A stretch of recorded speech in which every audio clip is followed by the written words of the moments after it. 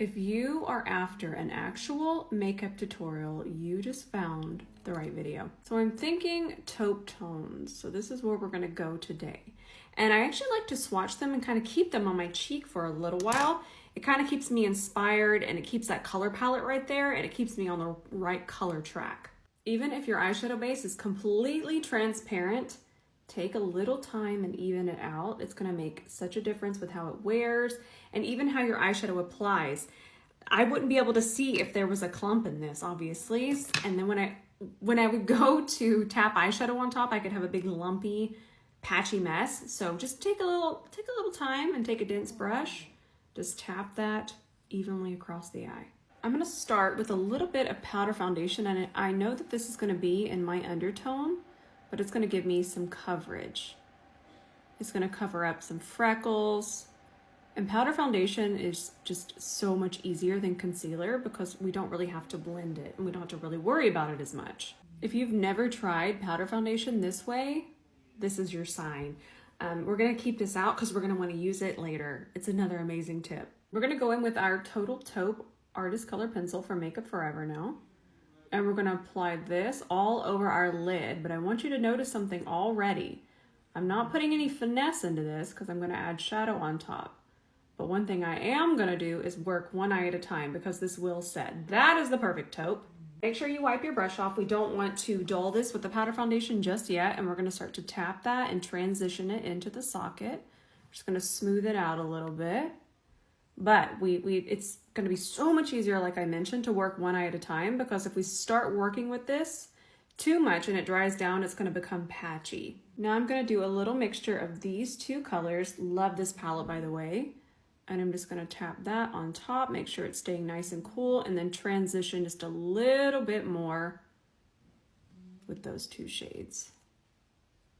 Perfect. And it's pretty easy too. Another tip is if you want taupe, but you're still not sure if you're actually seeing the color taupe, because taupe is just right there. It's bordering on just super, super cool, but there's still a little bit of warmth in it. Eyebrow powder. Eyebrow powder or an eyebrow pencil. You could do it this way and you'll have a really nice taupe shade and to kind of take that guesswork out. Plus you could even get an e.l.f. eyebrow pencil, which is going to be very affordable and a great way to learn the colors. And yeah, now take the smallest amount of your powder foundation and just blur these two together. Look at how nice and blurred that looks. And this is also an important tip. Do you see this? I feel like this kind of redness here and this splotchiness and this unblendedness, that would kind of deter you from finishing the look. This would look very uneven, patchy even, but don't focus on that. In fact, if this helps you, just kind of take this, look how nice that looks. And then we're gonna clean up there. Only worry about what's visible right now. And that looks really nice and blended. Now, I'm just gonna add a little bit more depth just to the front and to the outer part of the eye with my pencil. Now we're gonna do a little bit of tight lining, and I'm using a dense brush. And this is really good if you wear contacts, because I do wear contacts, and I'll just work in sections, and this little short dense brush is just gonna be able to pull these lashes up really nicely. And instead of pulling on your eye, all you have to do is take a short dense brush like this and just push. Just give it a little squish in there, and your waterline just pops right out. We actually want our liner to be a little nubby at this point because I'm not going underneath because I don't want you to think that you're having to go underneath, but just kind of blink on this little nub here and you'll get a really nice tight line without having to do too much.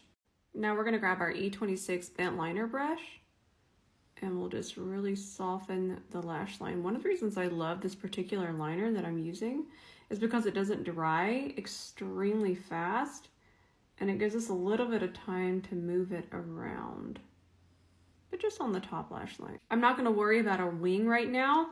I want it to come from underneath later, so we'll have to get everything else on.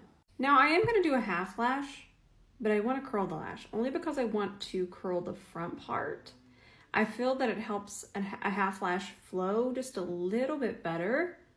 That should be enough. And then I'm just gonna apply my mascara like I normally do, my e.l.f. Lash and Roll Mascara. but I want to focus a little bit more on the front part. I want to coat this back part just so it blends into the falsie, but where I want to focus the volume and getting that together is the front. And if you still have not used a lash comb, this is your sign. You're gonna get the fluffiest lashes, plus you can just hold them up a little bit and they're gonna stay like that and set and dry.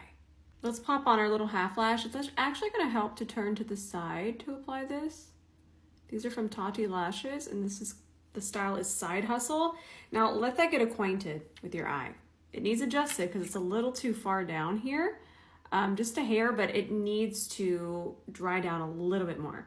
All right, it's been about 30 seconds. We're able to kind of scoot that around. Don't worry about that. That's gonna dry down. But we just need to make sure that we get these on. And then we'll start to clamp it into our natural lash.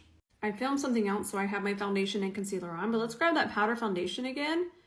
And we're gonna take it through here. And we're gonna use it just to kind of make sure everything is nice and blurred and seamless. So I'm gonna go a little bit heavier with the bronze today. And I'm using my P. Louise liquid bronzer in Hazelnut Heart.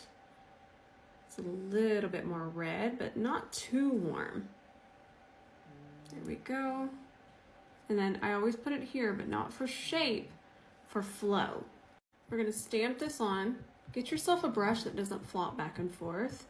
See how this one isn't flopping? It's just hitting the cheek. It's not going back and forth. That really helps with application and how it distributes the product. Now take that same pencil and we're gonna just put it in the lash line, only right there. Let's grab that E26 and we're gonna start to smudge it over this way. See how well it smudges?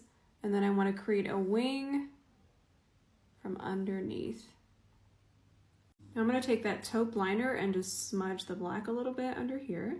Let's try this liquid blush. I've actually tried it before, but I'm just gonna do this shade. And this isn't normally how I recommend applying a liquid blush because they can be very intense, but I am very familiar with this formula and I know that it's gonna blend and not be too wild. But I recommend putting it on the back of your hand and then picking it up with your brush. So we can go from eye to lip, but we shouldn't go from lip to eye so we don't get any kind of eye infection going there. But I'm just gonna use that same pencil on my lips.